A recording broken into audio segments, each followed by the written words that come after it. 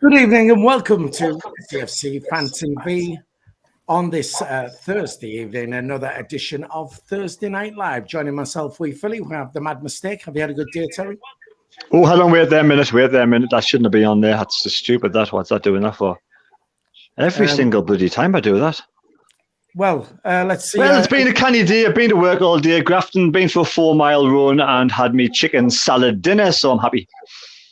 So you're a happy man. Somebody who's always happy when he has a dinner. Dino, how's your day been? Been asleep most of it, so I've missed most of the day. All right, okay. Just set your alarms for your meals, though, yeah? Yeah, 100%. All right. Miss a meal. Right, okay. We're joined also by Jack Shields down there. Jack, you had a good day?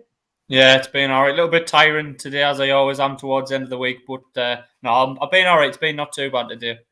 Fair dues. Right, just very quickly, before we start on tonight's topics, everyone at SAFC Fan TV would like to wish best wishes and a speedy recovery to Charlie Wyke, who obviously has not been very well.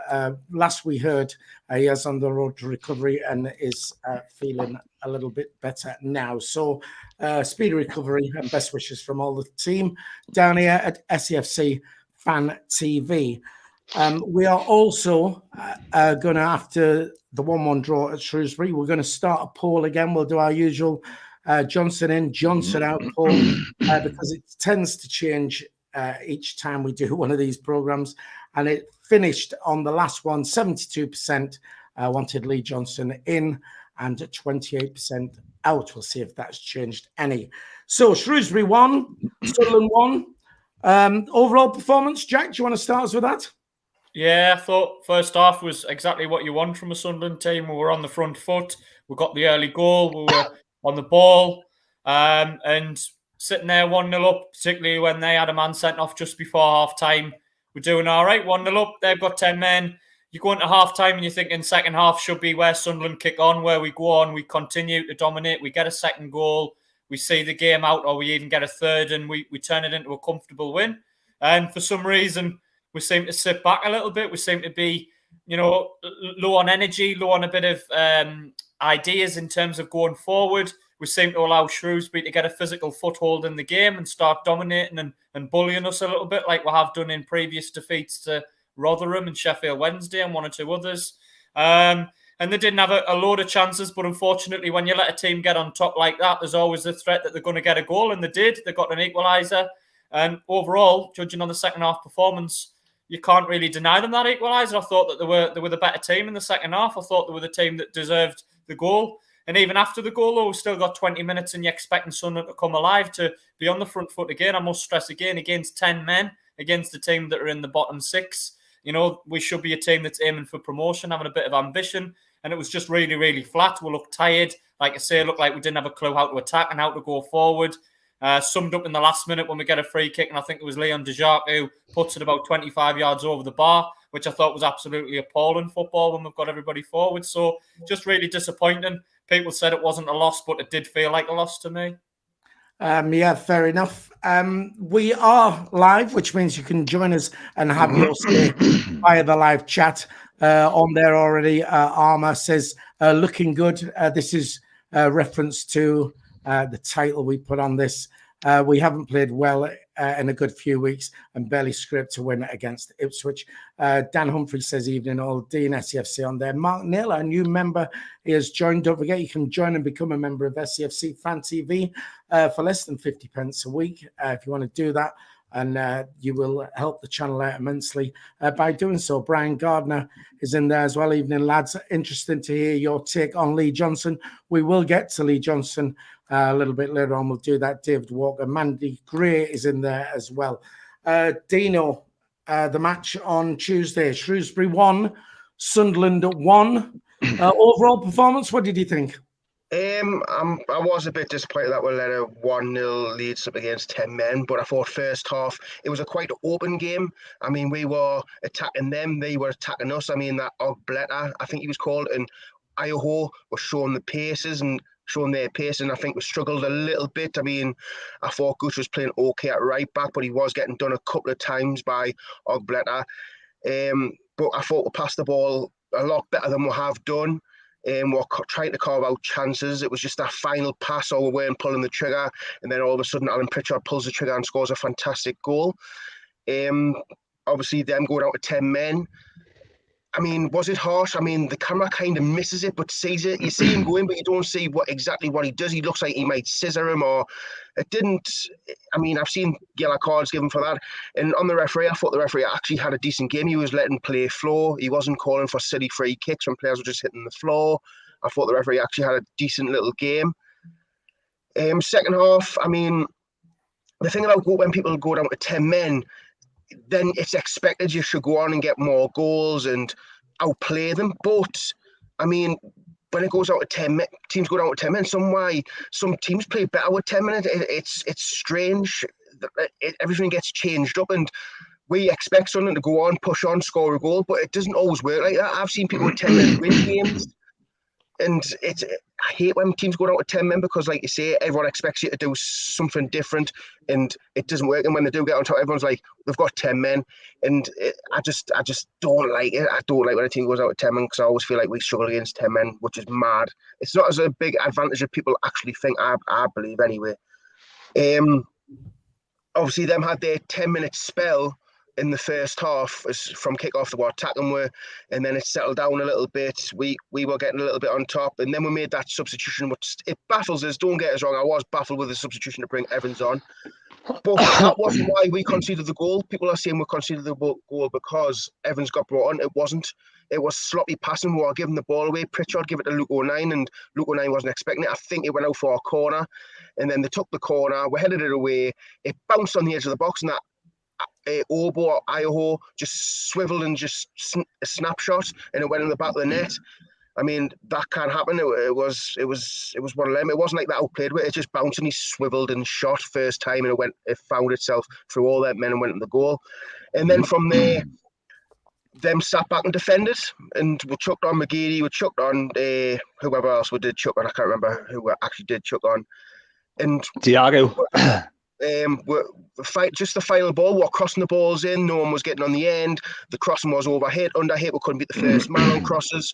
And I mean, that's poor by the players. The players should be putting in better quality balls for Ross Stewart, because Ross Stewart didn't have a sniff all night. And yeah, I am disappointed, but I'm not going to blame the manager for that. I'm going to blame the players, because at the end of the day, the players should know how to play against 10 men. You shouldn't look to a manager to tell you how to play against 10 men. So for me, that's lack of fight from the players, not the manager. Right. Okay. And that is the end of the show. Thanks for tuning in. And I do apologise. That was a bit of a ramble. Have you got your Christmas tree there? Of course I have. You do realise it's still November, don't you? I do not care. Last year, we didn't have any Christmas trees up in December, so I'm putting it up now because it was a crap year last year. Right. Okay. Do you want in there? Yeah, Philly, you've already asked them that before the show. Yes, I know, but they didn't hear that, did they? Away, man. Stop giving the secrets away. Just very quickly, Conrad says, anybody noticed that Simon Grayson got fired today? I wasn't aware of that. We'll say hello also to DJ Earth, who has done the preview for the Cambridge game. That's on our channel now. If you haven't seen it yet, make sure you check that out. Jeff Holcroft, Panama, is on there as well. John Forbes, Lauren Kenny. Hello, Lauren. And Emma Wilson is there. Emma, who's getting married on Saturday. Congratulations to you. And I still have to wear my suit at that wedding.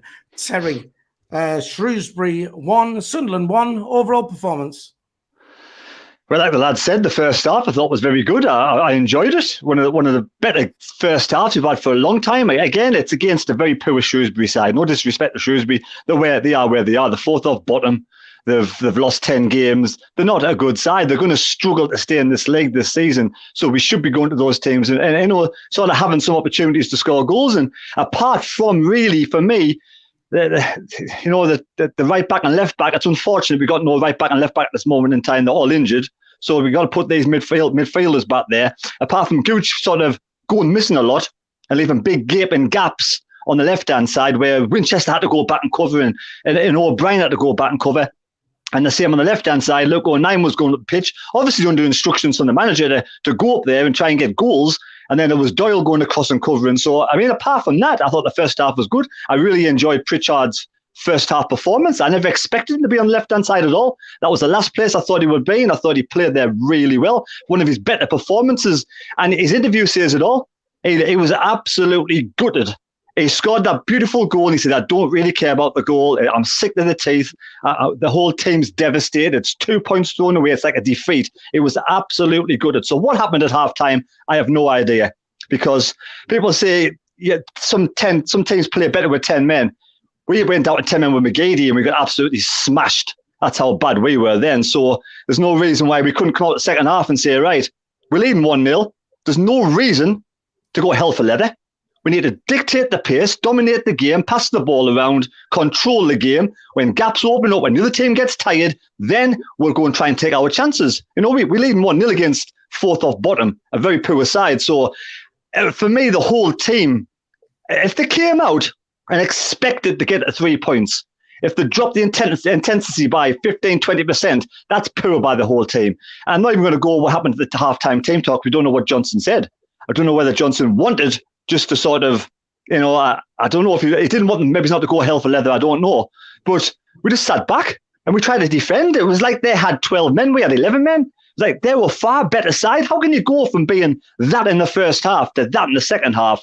It's just got to be mentality from the players, because it was shocking. It wasn't until they actually scored, and then we made a couple of substitutions, and apparently McGeady got a knock in the first 5 minutes of him being on the pitch, so he couldn't overlap and he couldn't do his normal trickery. So that sort of scuppered that a little bit. But the crosses, there was no crosses coming in the box down each of the flanks. So we're putting deep balls in from the middle of the park, and the passing was atrocious second half. It's just like two teams, first half, second half. You just couldn't make it up. And like Johnson said, you know, lads, we've got to, don't disrespect the point. You know, going to Shrewsbury, playing against 10 men and getting a point is an absolutely fantastic result. Don't disrespect the point. It's a hard place to go. Right. Personally, myself, I thought first half, I thought this is it. This could be back to, I mean, we looked good the first half, better than we've looked for a lot of weeks, actually. And then a total contrast second half. Lee Johnson in or out on our poll at the moment, because on social media, when I've seen it, there's been a lot of people sort of wanting him out. So I'm surprised it's as close as it is at the moment. 50% in, 50% out. It's neck and neck on that. The casual observer on the chat says there simply cannot currently be any right-minded supporter, bar maybe the happiest of happy clappers, that thinks Jumbo Johnson, all right, is capable and tactically astute head coach, good enough for SAFC. So he's saying that. Go on quickly in there, Terry. Yeah, the only strange thing I thought at the start of the game was having Gooch at right back. I couldn't understand for the life of me why you want to put him there, because that was clearly the weakest link all night. Has he not played better at right back though than he has? Surely we got defenders there who can slip into right back. The defenders, for reasons, they know how to defend. If we keep a clean sheet, the chances are we'll score a goal and we'll win games. Against Ipswich, we kept a clean sheet. We eventually wore them down with the substitutes in second half. Against Shrewsbury, kept a clean sheet, we wouldn't have won the game. So you need to have defenders in positions for me. You can get away with one being out of position, but to have two on either side, it's not good management for me. I'll bring in now, Jack, but just firstly, it's not always about sort of a right back now. It's about he was obviously put there because he would get up forward where his normal position is. Jack? I think you look at a lot of the goals we've conceded recently, it seems to be balls from wide, you know what I mean? We seem to have conceded quite a few balls coming in from wide positions into the middle of the box, and it's either a header or a snapshot from the edge of the area and in and around the box that seem to go in. That tells to me that we're not stopping these crosses. You need to stop the supply lines. You need to stop as many balls coming into the box. And I think when you play not specialist fullbacks, when you play midfielders at fullbacks, I think you need a little bit of support. It was clear as day Gooch needed a bit of help. Not saying Gooch wasn't a fault, because I thought he didn't have a very good game, to be honest, particularly defensively. But, you know, when you're struggling up against a lad that's clearly got the better of you, I think you need someone to go in and double up on them. And I don't think we were good at that. You needed somebody to come alongside him and double up and say, right, there's two lads, you're not going to get the ball in, and then maybe the lad doesn't get in it as much and causes as many problems. Because it seems to be, I don't know what other people think, but I think it seems to me that we're conceding a lot of goals from crosses coming in the box that we seem to be struggling to A, cut the supply line, and B, defend it when it comes in. Right. Just very quickly back on the chat, DJ saying, have we appointed a decent manager since we've been in Division 1? No, apparently. Who's to blame then? Is this purely down to Lee Johnson and he's picking of the team, his formations and stuff like that? Or is it the players? Is this team just not good enough? Dino, do you want to start us off on that? I mean, injuries don't help. I mean, if you still had Niall, Huggins and Serkin and Hume fit, you wouldn't have this left back and right back problem. So that's not really down to the manager. He's playing players in the positions who we know can get forward. You won't get Flanagan bombing down the right, giving support to the right wing. You won't have Alves if he puts him at left back, who will bomb down the left wing. They're not that kind of player. So that's why I believe he picks Gooch at right back and O'Neill at left back, because they will offer you something going forward as well. They've got the pace to get back, whereas Flanagan and Alves don't really have that pace the other two possess. I would say, there's no way you can go from playing like you did in the first half against 11 men to play how he did in the second half with 10 men. I do think that Johnson would have went, look, they're down to 10 men, but don't get caught, because they do have the pace to hurt you. With Obo and Ogbleta, when them broke, it was always with them too, because they had the pace. And it's down to the players not putting in the fight to try and beat 10 men. I mean, there should be no excuse to get outran by 10 men. Not really, especially if you do have the man advantage, because you've got the one extra man when you're defending. So, I mean, I'm going to put it down to the players. I think managers get way too much criticism when the players don't perform. I mean, Lee Johnson will be looking at the change room going, I'm trusting these lads with my job, and they're just not doing it for us. I mean, it's not his fault. Giorgio decides to kick the ball out in the last minute when we've got a free kick in a dangerous area. It's not his fault. McGeady can't cross to beat the first man, and when he comes on, he's crossing's overhitting, underhitting. He's trying to do mad things like shoot from miles out and try and take 5 players on. That's not down to Lee Johnson. That's down to the players and their mentality. So I'm going to blame players. So Dino. Yes. What do you think Lee Johnson should do now if the players are doing this? What should he do? Well, he's trusting them with his job. What can he do to get the players to work? What can he do? You can't really do much. You can only tell them what you want them to do. And if they're not doing it, it's not like you can just bring in somebody else, because then you're trusting the kids to come in and try and do it. The only thing you can do is get to January and ship some of these lads out. I mean, I know as much as people like Gooch, I just don't think Gooch is good enough at this level. I really think he's limited. You need to try and bring some more quality players in. I mean, because like you say, we're sacking managers left, right and centre. It just shows in the last 4 to 5 years it hasn't worked. We had Simon Grayson get promoted. We sacked him, got Coleman, we ended up getting relegated. Clearly it didn't work. Come down, we get Jack Ross, didn't get promoted. And then the second season, we're struggling, so we changed the manager. We got Parky in, still didn't get promoted. So Dean, manager doesn't work. With the summer transfer window, bringing Evans in, bringing an unfit Huggins in, who took a risk because he wasn't fit and he had an injury before he came here, and bringing in Hume, who's injured again because he's made of glass. Do you trust the process that they would actually bring more good players in January? For the first time in a long time, yeah. Because I don't believe that Krill, Defray, however you say it, I don't, Richie Rich, I don't believe he wants to sit in League One as a billionaire, just letting Sunderland rot in League One. I really do think he wants to progress the club forward. But, I mean, I don't like everyone's going on about Leon Giorgio. Oh, well done, Lee Johnson, for bringing him in. I don't believe it's his signing. I don't believe Lee Johnson knows anything about Leon Giorgio. I think that's Christian Speakman and whoever does all the research on these players. He's told Lee Johnson, I'm going to get you this winger. He's really quick. He plays for Bayern Munich or whoever he played for. We'll get him in. that's what a director of football's for, and it's them make the signings, don't they? That's what they're there for. So I don't believe a couple of these players are Lee Johnson's. I think Corey Evans, I mean, he looked good in pre-season, but I think he's not much of an upgrade on Max Power. I really don't think he's much of an upgrade on Max Power. And I mean, you know. Right. Oh, okay then, Dino. So far, with that, Phil, so if I was Lee Johnson, right, I would say, right, I'm going to lose my job the way things are going. I'm going to trust in a couple of these good kids coming through and put them in like Stephen Wern, like younger, you know, put one or two, not all of them, just a couple of them in and show some of the professionals you don't play, you're out of the team, simple as. You know, I'm going to get sacked because of yous. If yous don't put a performance in, you're not in the team on Saturday and make a statement.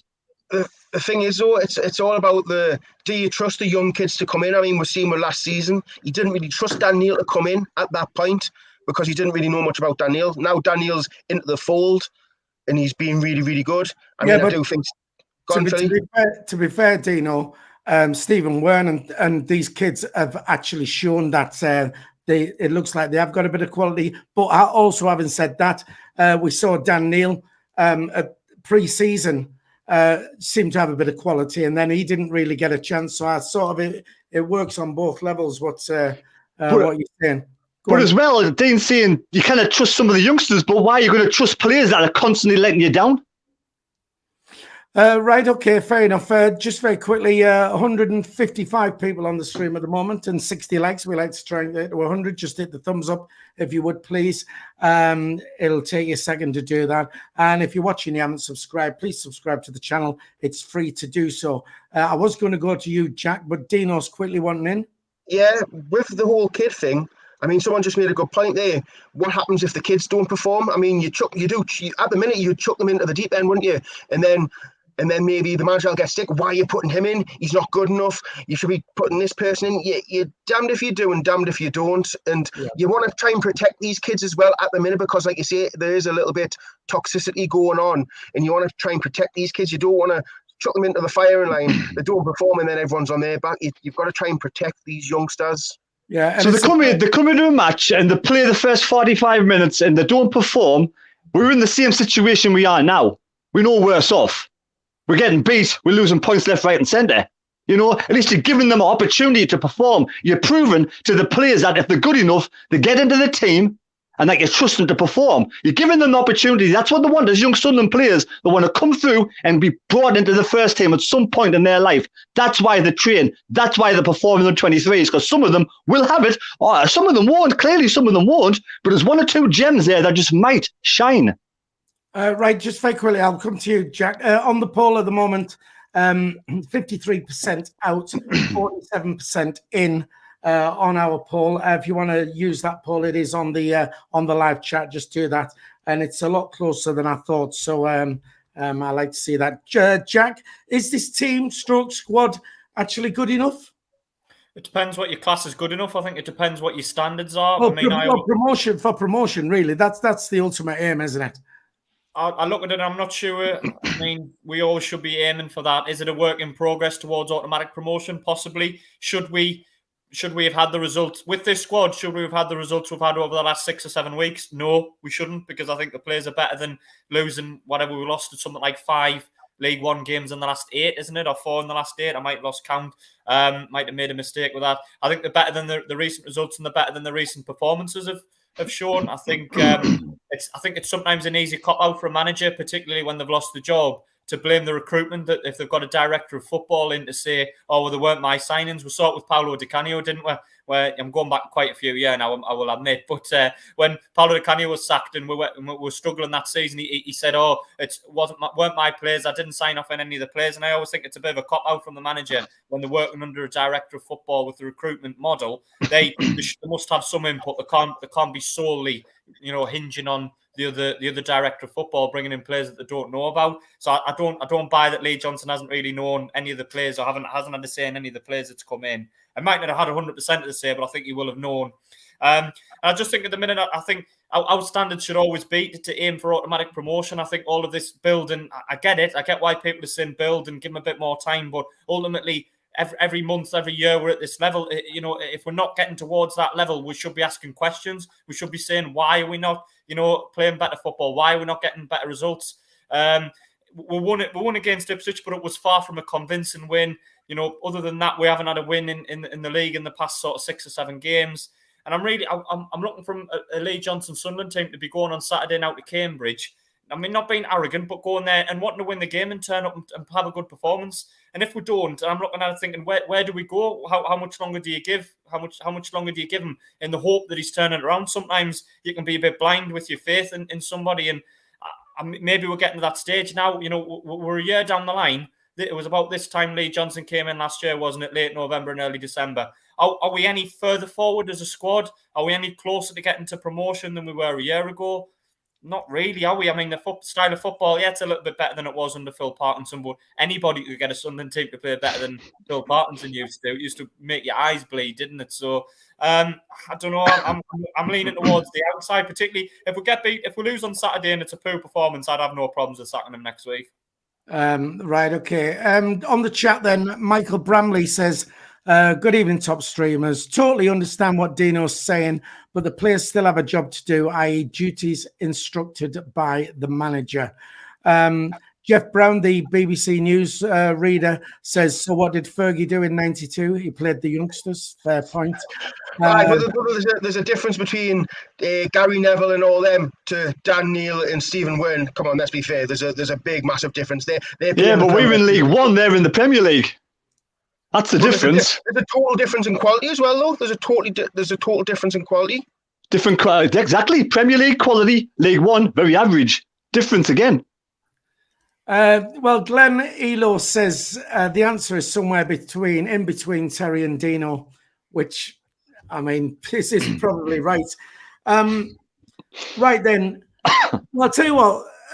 We'll get on to Lee Johnson because this is the big thing. I mean, everybody started saying we're given the Ipswich game, and of course we won the Ipswich game, so that sort of scuppered everybody who was wanting him out. Well, a lot still wanting him out, but it got a lot of more people on side. I think we're back into that same situation now with the game against Cambridge on Saturday. I think should we lose that game, then opinion is going to sway towards people wanting him out.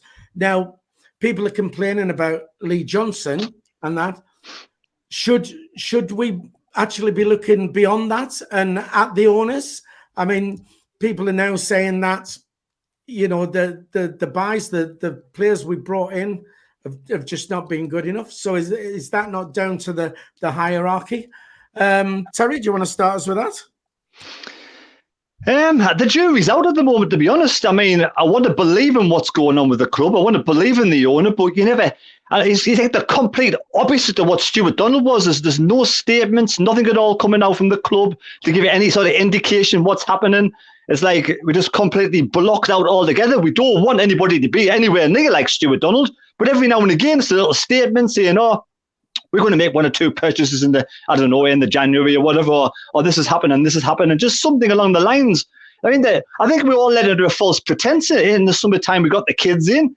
If it works, it's fantastic. They seem to gel together pretty quickly, which was quite good, where other teams weren't gelling together that well, and we got off this really flying start, and it sort of led us all into this sort of belief that we're going to absolutely piss the league, you know, but it starts to fall to bits, and we get injury after injury, and then before we know, we got a depleted squad, and we didn't have 2 teams. Otherwise, we'd have the B team playing well now. So I'm just not quite sure, but I think that it'll all come to fruition in January, because what happens in January for me is a massive key to what's going on at the top.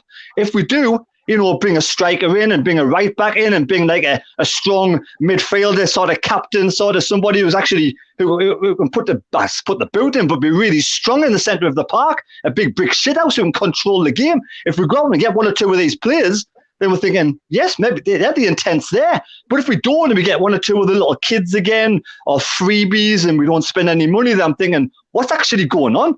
So for me, the jury's out until January. And like I say, we all want to believe in the process, but we want to see something first, don't we?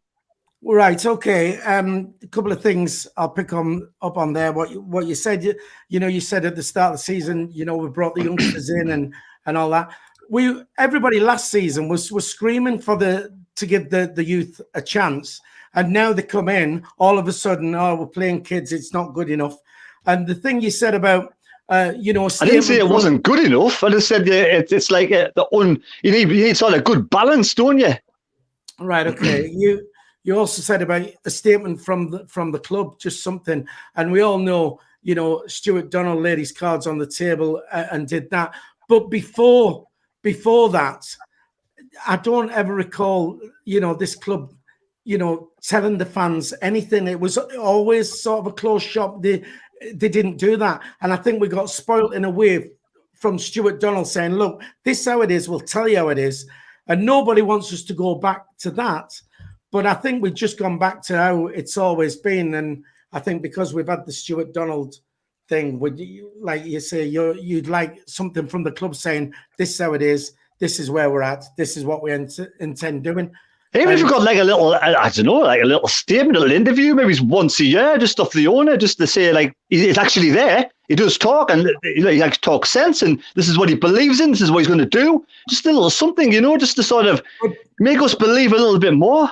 But by doing that, I mean, all it's doing, obviously, we would like that because it lets us know what's going on.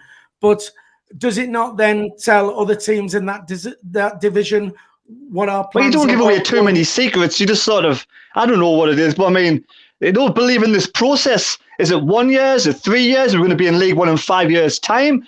Is the process to be in the Premier League in 6 years, 2 years, 10 years? Obviously not 2 years, but 3 years or whatever. We just don't know what the process is. I mean, I'm 51. Is it going to be 60 before I get to the Premier League again? Are you only 51? Exactly.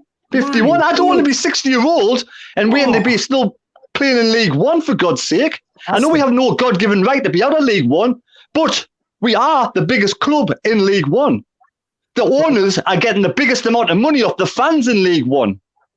That's the biggest revelation of the evening then, that Terry is actually only 51. I know I look 41, but I can't help that. It's not my fault. Right, a bit of nice sort of moisturiser over the years does you the world of good, Philly. Should have tried it. Listen, we don't want to know about your moisturiser. All right. Jack, should we be looking at the owners rather than Lee Johnson? Yeah, I think when you go on a bad run like this, you always have to look internally sometimes, don't you? You have to look at, why has this happened? Is it higher up? And I think I understand what Terry's saying. Sometimes you do need a little bit more communication, particularly from KLD, someone who's not really familiar with Sunderland as a city, doesn't really like to give interviews and is a little bit standoff. I think, in my opinion, I wouldn't really be too concerned about doing interviews and things like that. I think the actions would speak louder than any words at the minute. The players that we brought in the summer, I think there was a genuine recruitment drive to try and see if we can get younger players coming in. You look at the average age of the squad; it's definitely, we definitely seem to have got a lot of younger players coming in this summer. So that was obviously a genuine, attempt to try and, lower the age of the playing staff and maybe have players to watch develop over the next couple of seasons, which does hint at a long-term plan. I think, sometimes when I don't know, I saw something on social media. Is there still involvement from Methven at some point as well? I noticed that, which that can't be good. Still having, hark backs to the previous setup. This was billed as a new, fresh start, and we still seem to have some kind of involvement from people like that. Let me say, I mean, and it might not be a popular comment. The guy still has shares in the club, and I know he had many faults and was terrible on on a lot of things he did and said. But if there is a little bit of him which can do a decent job, then why shouldn't he? He's still part of this club. Why shouldn't he then do whatever it is? It might just be a minute part he has in it, but if it helps, then what's the problem with that? But I don't think it does, Phil. I'm not sure it does. Having kind of the previous setup still involved. I get what you're saying, Phil. He's paid his money and he is part of the club, and whether any of us like it or not, if he's got them shares, he's entitled. But in my opinion, I don't think that can be good, because what him and Stuart Donald represented was everything that was wrong about Sunderland AFC at the time. It was this kind of going to it, Del Boy style mentality, stock them high, sell them cheap. get up, make a few quid on the way up, and then sell it. And I don't think there was any plan and there wasn't enough thought, and they seemed to like their own, speech. They seemed to like the sound of their own voice to me, particularly Stuart Donald, but Charlie Methven as well. So I'm not blaming him entirely because he's a tiny part, as you've said. But I just think, sometimes we need a little bit of more taking ownership from the people that's there at the minute, and not allow people like Charlie Methven to be involved, or not allow him to be involved, but not allow him to be sounding off and giving his opinion as much. There's nothing at all, right, even under a microscope, that's good about Charlie Methven. He cares about himself and nobody else. He has no interest at all in Sunderland Football Club. So as soon as he fucks off, the better, right? Simple as. He needs to sell them shares and piss off along with Stuart Donald. There's no way he should. The only reason he was in the Uruguay, he was getting a free holiday of Sartori. That was it. Freebies, free drink, free food, free holiday. That's the only reason he'd be over there. All about himself. And you know that. But I mean, I do, because he's horrible. He's a PR man, and if him being there, we don't know. Just very quickly, Colin Major says, why doesn't KLD send a letter to season ticket holders? So obviously that's a way of getting something out there to us without exposing it. But you do that and then press get hold of it anyway. So it still does come out there. We're saying about the old regime still being involved.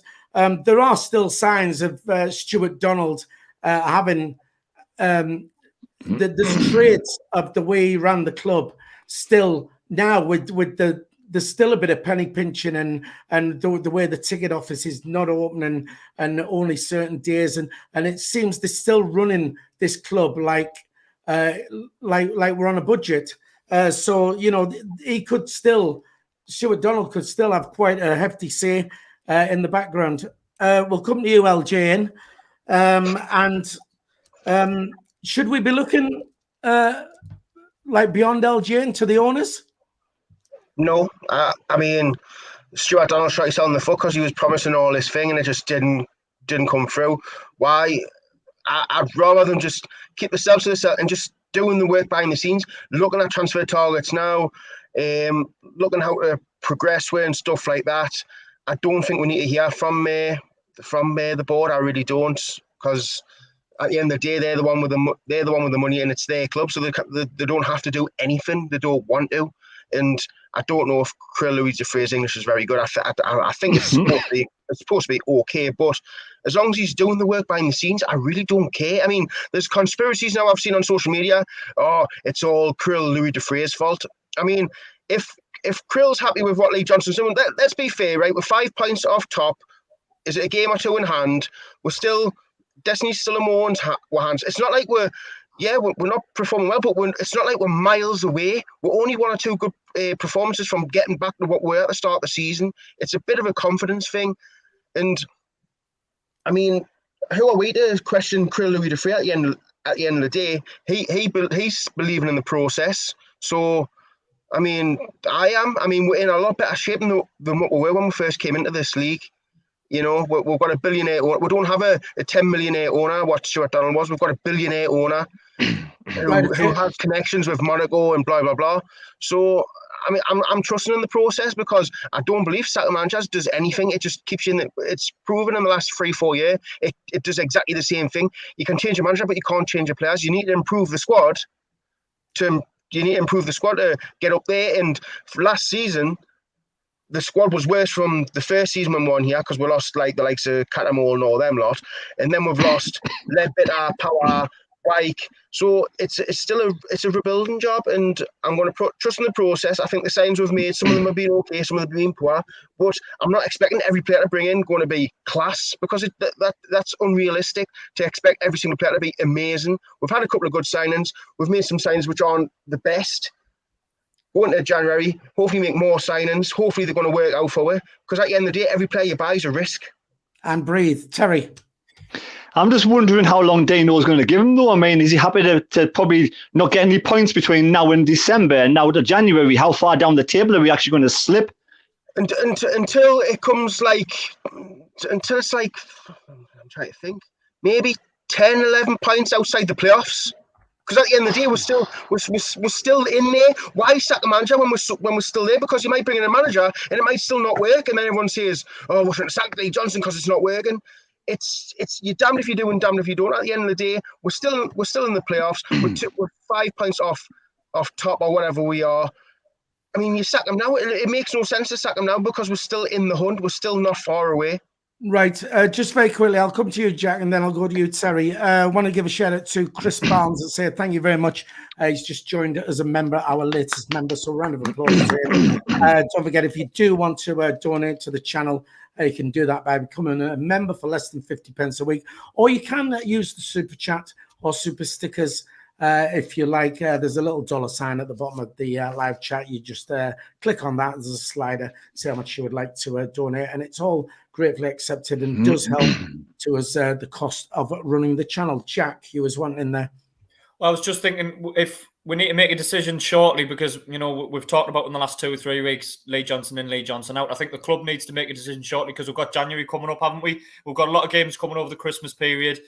Christmas and New Year is always a busy schedule. And then you've got January transfer window, which I think every Sunderland fan would agree we do need some signings in January. We need to freshen the squad up. We need bodies in certain areas. We need a little bit of pace and a little bit of power. And I think a decision needs to be made shortly whether or not Lee Johnson is going to stay or not, because it can't be great to be sacking him in the middle of a Christmas period or in the middle of New Year and then trying to get a new manager in. That's going to affect recruitment. So I think a decision needs to be made internally in the next week or two, whether or not you're going to give Lee Johnson the January transfer window. And if you are going to stick with him, you know, and you're going to back him, then that's fine. You need to say, right, we'll give you January and see what transfers and what which recruitment we can do. All right, I'll come to you, Terry. Then Dean. I want to give a shout out to Matthew Lead, who's on the chat as well. Matthew, great member of Fans React as well. Hi, Matthew. Terry, you was wanting in. Then I'll come to you, Dino. I was just going to say I went for a run down Roker Pay the other way. I think it was it Thursday night, and I seen Dino in the pub having a pint with Lee Johnson. I'm sure that was having a pint, weren't you? And you didn't even pop in to see me. I was on a run. I couldn't. No, I just seen Dino with Lee Johnson having a pint in the pub. So Dino. He doesn't drink, so there. Well, he must have been having lemonade then. I thought it was vodka. And some fire. Now. Yes, LJ in. Right, so basically, if Craig Ludwig came out and went, right, we're keeping Lee Johnson, what would the fans' reactions be? I mean, I reckon Terry would be going off it. Oh, we need to sack the board. Maybe Jack would. There'd be uproar if he came out and says, I'm sticking with Lee Johnson. I don't think he needs to come out and say it. I think internally, like you say, let it go and say, right, we're going to give you till January. We're backing you. You know what I mean? Back your man. Because at the minute, they might have done it already. Do you know? We might not know. We're all speculating. We're all speculating that his job's up on the line. It might not be. They might have said, regardless, we're going to keep you till February or whatever. Do you know what I mean? But I just think if we haven't made a decision, we need to, because we need to start planning for January and the signings we're making. And you can't. That's not going to be helped if we don't know who the manager is, basically. Can I just say as well? Aren't we on a two? I know this is going to sound stupid, but aren't we on a two unbeaten streak? We haven't lost in 2 games. Right, listen. Right, let me get on. I don't have to touch that straws to be fair. Let me get on it. Just very quickly, looking at the poll. It's 55% out, 45% in at the moment. Right, this is where we stand. Right, we are 5 points off top. Right. We have games in hand. We've got 2 games in hand we're 5 points off second place. We've got 2 games in hand on second place. So win those regardless, we're in second place. We could actually still be top. That's how close we are, right? We've had, we've had a blip. And I'll go back to what we've said in the past now. Hull City, Peterborough last season had 2 blips. They were allowed 2 blips. They didn't bother sacking managers and stuff like that. They stuck with it, right? Are we not allowed the same grace? Why is it because we're Sunderland and we're massive that all of a sudden we have a blip and it puts us, 5 points off top with games in hand? Or we're going to get rid of our manager. What makes us different? Why should we be panicking like this? It's unbelievable the amount of people who want him out. Terry, can you see why people are thinking like that? Well, yeah, because the performances have been that bad as if they don't want to play for him. But the performances don't matter if you're winning. Well, we're not, though. We've only won once. but we're still in a position that we're 5 points off top with games in hand. These are the facts that you were saying before. We were playing brilliant at the start of the season, and now we're playing absolutely rubbish. So something's happened along the way. Well, it tells me, right, well, Jack said about we need to make a decision by January because we need players in this, that, and the other, right? What at the start of the season when we had our great run, you know, I was buzzing. I was saying we had 2 first teams, which not quite, but what we had a very good first team, and we had a squad of decent players that could come in, right? This squad is exactly the same now as it was then. So these players are obviously capable of doing this. You know, is it then that Lee Johnson? We all said we got found out. So Lee Johnson's inability, if you like, to change it round, which seems to be an issue with people, you know. Well, we play 4-3-2-1 every single game, regardless. But I mean, correct me if I'm wrong. Formation. How important are formations? Because when you, I don't know. Ask Pep. Well, I ask Jurgen Klopp. You know, their tactics and formations are fantastic. But the thing Danny is, Collins say that formations are overrated. I mean, people look too much. Didn't Danny Collins say that formations are really overrated and everyone bangs on about it, but it doesn't really make much of a difference? Well, this is what I'm going to say. The 4-2-3-1, right? And say you're playing Broadbent or someone like that off Stewart, and he's there or thereabouts. So it's like a 2, and then you've got the 3 behind. It's effectively, it could be a 4-4-2. It's not that much different. Stewart's isolated. He's not getting any help. And then Lee Johnson goes on social media or to the paper and says, it has a little dig about him, you know. So, like, he's not performing well enough. He's one of the better players we have in the team. You know, but he's not getting any service. He's not getting any help. So how do you do that? You get players around him. Are we doing that? Clearly not. If we are, we're doing it too slow. Right, okay. Jack, I mean, do you think people are justified then because there are a lot of people, and our poll is saying that the majority now want Lee Johnson out. And for me, what is the point? If we have this plan in place, right, and they know what they're doing, what is the point of going up now to come straight back down? We want to, when we go up, we want to make sure we go up and then are pushing to go up to be in those playoff positions, to go up to the Premiership. And if that means getting it right now, that's what I would rather do. Sorry, go on, Terry. Jump in. I was just going to say, right, yes, the plan's in place, but not every single cog in the wheel is going to work.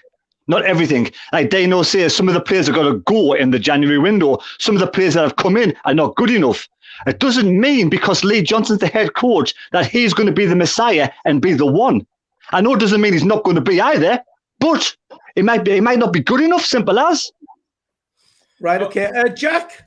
I agree with what you're saying, Phil. I understand completely your point about it being like a progressive thing and with steady steps in the right direction. But I think if you could see a Sunderland team that were playing well and scoring goals and looking like gaining promotion, then you could have a bit more patience in it and say, yeah, we'll look like we're getting there. But you can't see over the last sort of 4 weeks, 6 weeks, 8 weeks, whatever you want to call it, we look like we're making any progress or any steps towards it. Now, I know you can counteract that by saying, well, we were better in the first couple of months of the season and it's just bad form. But really, it looks like the performance, it's not just the results as well, it's the performances. I mean, the one game we've won, Ipswich, we didn't play that well. And it looks like things that we're moving further away from being a promotion-winning team than getting closer towards a promotion-winning team. I mean, I understand what you're saying. You'd rather go up and steady it and go up and come back down. But I think ultimately, just to get up at this stage has to be the target. Do you know what I mean? I think, you know, when we're in the Championship, then we can look to recruit the right players to stay up. But ultimately, our objective now has to be get out of this division as soon as we can. And are we closer now than we were a year ago? Probably the same. Has Lee Johnson made any major impact? Not really. The thing is, though, Jack, as I said, are we not allowed to have a blip? You know, the thing, you look at the bigger picture, And as we keep saying, we're 5 points off top, and we have games in hand as well. Now we've had a blip, and I'm trying to point out that last season Hull had 2 blips and Peterborough had 2 blips. You know, this is our first blip we're having, and we're not allowed that. So, you know, are we not allowed to have a bad run of form?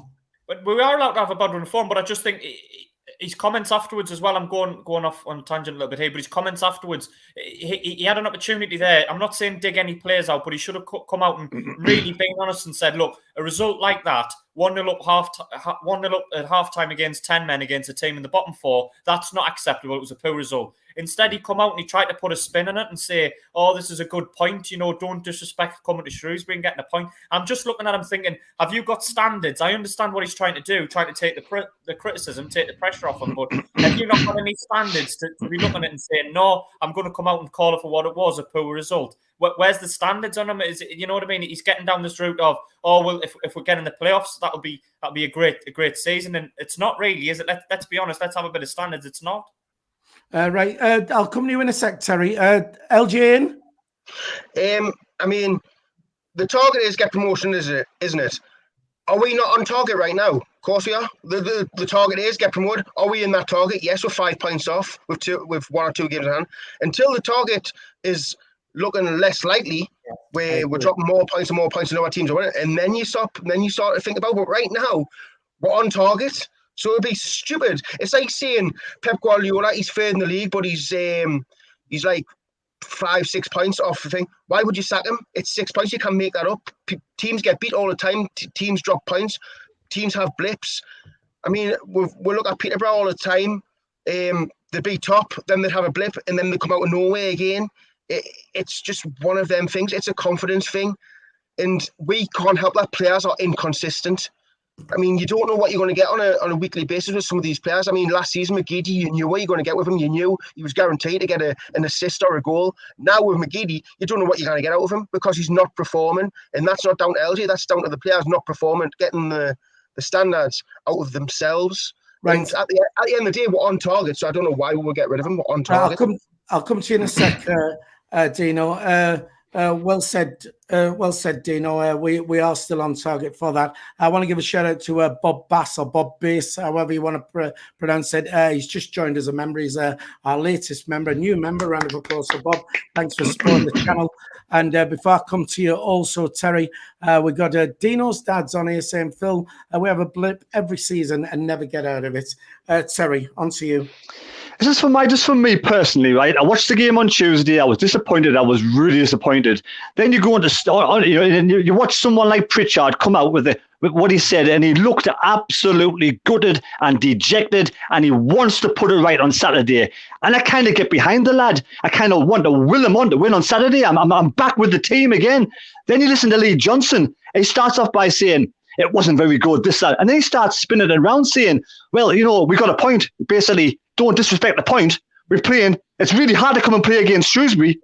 You're playing against flaming 10 men, fours off bottom, and then you get your goat going again. Them comments, you just needs to cut them out because they're putting people's backs up straight away. It gets my goat going straight away. I'm all with Pritchard. Then I watch Lee Johnson. I'm like, piss off. But it's just like, Sometimes, Terry, I think what he's trying to say, sometimes 10 men rally around. He needs to just shut up. He needs to learn where to shut his mouth. Quit when he's ahead. He said it's been disappointing, blah, blah, blah. Okay, we want your honesty. We don't want all this spinning shite afterwards, man. Well, sometimes 10 men rally and they do perform better than the 11. It happens on a lot of occasions, Dino. I don't like listening to managers' interviews and players' interviews because it's always PC. You've got to protect the players, take a bit criticism, but then put a positive light on it. It's like when you're at school, you've got to tell them off, but you've got to praise them at the same time. I don't listen to interviews anymore because it's always the same old shite. It's always we're disappointing, but it's a good point. I just don't like interviews anymore because it always seems the same stale old answers. I don't really give a shit. But you can tell when someone's taken the water. I mean, Phil Parkinson just talked a load of bullshit in his interviews. You look at Pritchard's interview, and you can see he's being genuine. He looks absolutely gutted. And that makes you want to get behind him and makes him want to go and just recover the next match and do well. Then you look at Lee Johnson. Lee Johnson just doesn't look the same, doesn't feel the same as Pritchard. You know, it's just, you just don't get it with Lee Johnson. I just don't get a connection. Pritchard's a good actor. Put it that way. Pritchard's a good actor.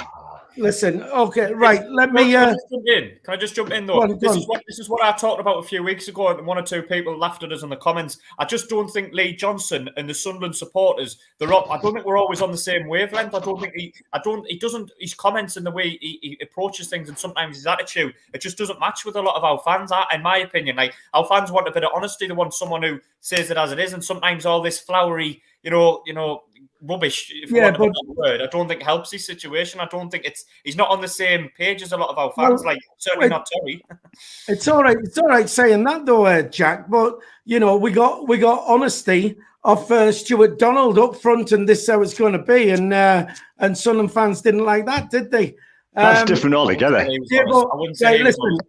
Dave O'Mac on the live chat says, "We are Sunderland. We never win games in hand." You know, this is the problem. Negativity. You know, why can't people be looking at this is where we are? Like Dino said, the target for this season is promotion. Are we on target for promotion? Yes, of course we are. We're in a very good position for promotion, but it's all the negativity. Oh, yeah, games in hand. You can't count them because we're not going to win those. It's just negativity. Once bitten, twice shy, Phil. 4th year in League One. It's been the same for 3 years. Is it going to be different this year? We all hope it is. Well, we do hope it is. Maybe if we were all a bit more positive. We don't have any control what the players do, for God's sake. Any players watching this now? Of course not. Right, okay, so we can't control being at the game, getting behind the team. Everybody gets behind them in the game. Everybody gets behind the players of the match. You can't sit there and say, on Saturday against Ipswich, not one single fan was behind the lads. We were behind the lads to the last dying minute of the game. So there was last dying minute, 5 minutes to go. I still believe we could win. Nobody booing at half time because it. No, I never heard any boos. I didn't boo. I never heard any boos. Well, I did. I did. I heard a little bit of boos, and then all of a sudden, all the happy clappers, as they call them, went, lads, and it went on for about a good 5-10 minutes because the boos were just about to ring in. It was in the south corner, I do believe. Just maybe a little positivity from everybody and getting behind the team instead of all the doom and gloom. Like Dino said, if we were way off the pace, if we were bottom half the table and looking, then I would be there with you. Let's get rid of this and get something sorted. But the fact of where we are is just, for me, it's ridiculous to think that we should be changing it at this point. Example, Wigan bought all these players, didn't they? They got off to a terrible start, weren't they? They didn't win a game for God knows how long, and now all of a sudden they're above us. It happens. You have blips. I do think we can turn it around because we've seen at the start of the season we can play really good. There's a bit of an injury crisis at the back. There's a bit of confidence, a loss of confidence. I mean, you look at Dan Neil, right? Dan Neil gets the ball, he takes initiative, he tries to make something happen, and then you get people like you get a player like Corey Evans who just wants to pass it sideways. There's a difference in these players where some of them want to try and grab the game by the scruff of the neck, like McGeady, like Dan Neil, and you got other lads who just want to pass it sideways and not try and create anything.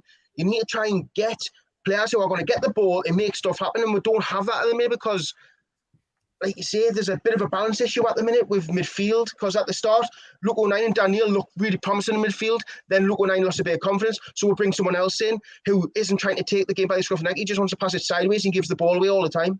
Right, let me quickly jump in here because this is a classic example of what happens, right? Tam on there says, we Phillies blaming the fans. That's unbelievable. It's exactly the same thing when people said Lee Johnson's blaming the fans, right? When he didn't actually say that, right? All I'm saying is a bit of positivity around the place. You know, that creates a winning mentality, and that, you know, I'm not blaming the fans. What I'm trying to say is, we all get behind the team together. There was fans booing at half time. You know, let's all just get behind them.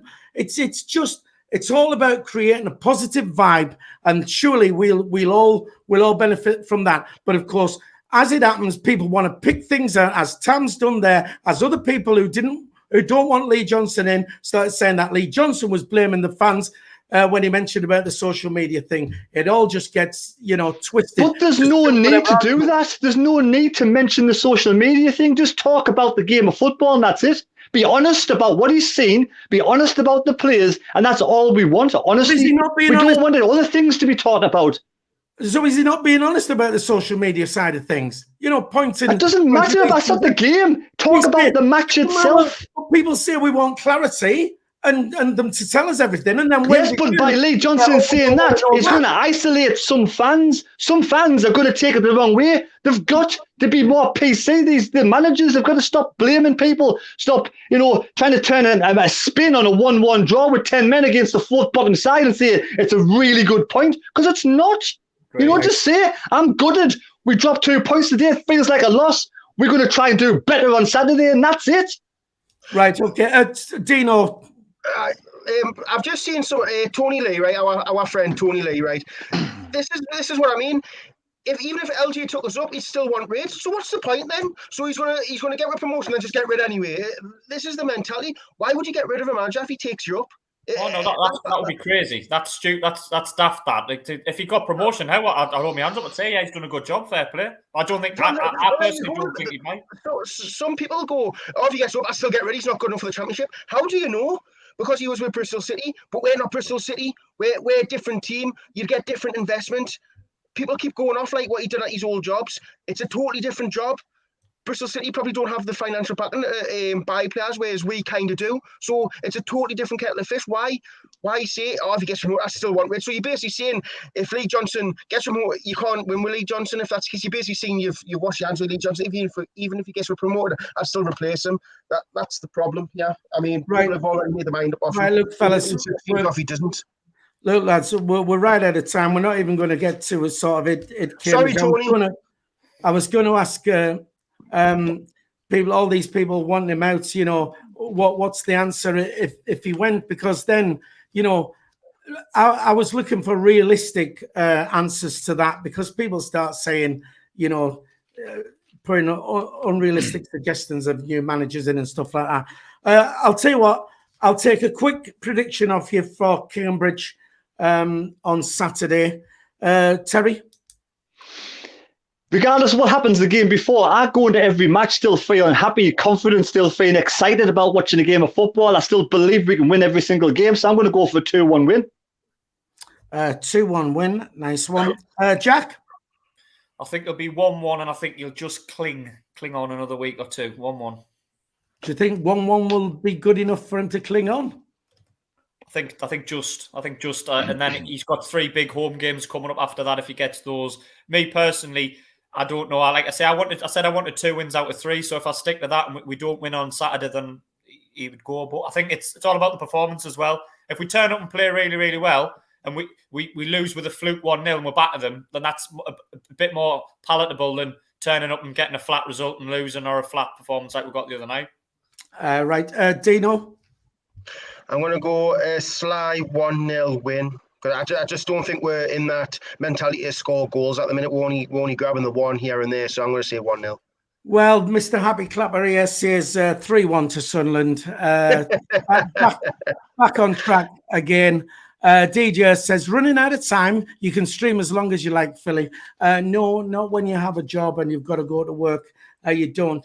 The poll, let's end the poll now. The poll finished 54%.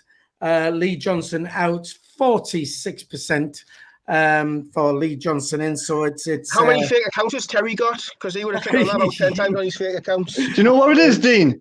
If you watch my video, you'd already know I give him till Cambridge match. So I'm in for the moment. No, because you said you wanted him out after the Shrewsbury game. You're going game by game. No, I wanted him after the Ipswich match. And then he did well, so I kept his job. I thought, well, yeah, it's a bit harsh. Shrewsbury did well, but the players let him down. And after the game, straight away, I was like, I'm happy either way. But after I've thought about it a bit, I'm thinking, okay, 7 points out of 3 games is not a bad return. So that's what I'll start. I want 3 points on Saturday, otherwise it can go. Well, I'll quickly admit that after watching that game on Tuesday, and I was absolutely so depressed. And I was saying to Jack that it's becoming harder and harder to defend Lee Johnson, and that's how I felt. I thought, the chances I could come on this stream tonight and have a complete turnaround, but of course you sleep on it and you think about it and how it is. So, but it's still in there as well. Quick shout out as well for the England ladies. England play Austria at the Stadium of Light on Saturday. It's a 12:30 kickoff. If you want to get yourself along there, it's a World Cup qualifying game. Terry, what's the matter with you in your head for? I'm watching the Sunderland match. Listening to the Sunderland match. Why won't I go and watch them? Yes, but they kick off at 12:30. I'll be at work. I'll be at work. All right. Okay. Right. Anyway, what I'm trying to say is get yourself to the Stadium of Light if you want to support the England ladies. Do that. You can still be back in time to see what happens with Sunderland. Theirs is a 12:30 kickoff. Are we going to Holland? We are not. I'll speak to you about that afterwards. I'm at Emma Wilson's wedding, if you remember. Oh, yeah. And you're going to be a bridesmaid, aren't you? I've got me bra on that sorted. Lee Johnson's page boy. So, look, thanks for tuning in. 107 people have hit the like button. Please still do that. Hit the like. Over 200 people on the stream. And we are looking for subscribers. If you haven't subscribed to the channel, it's free to subscribe. Please do so. Just hit that subscribe button. It'll take you a second. It's been a good one, lads. It's been lively, as it normally is when we're not doing too well. Terry? It's always lively when Dino's here. Well, there you go. It's good when you got out of bed. Is your bed made, Dino? Of course not. Of course it's not. Never ask my bed. My bed's never made. Don't make it. Yeah, is it clean, Dean? Is it clean though? Is it clean? I have got my Christmas bedding on. Oh, right. Right. Full of mothballs. It's got Lee Johnson on it, so as the covers, Lee Johnson with his Christmas hat on. Oh. Right, okay. Look, we will be back on Sunday for an edition of the Sunday Bunch to talk about the fantastic win we're going to have down at Cambridge, and we're all fully behind Lee Johnson. Jack, just said bye to everyone. See you later, lads and lasses. Terry? Goodbye, everyone. LG in? LG in. Good lad, and a Merry Christmas to everybody from Dino's bedroom. Thanks for tuning in. We'll see you again someday. Thanks a lot. Bye-bye.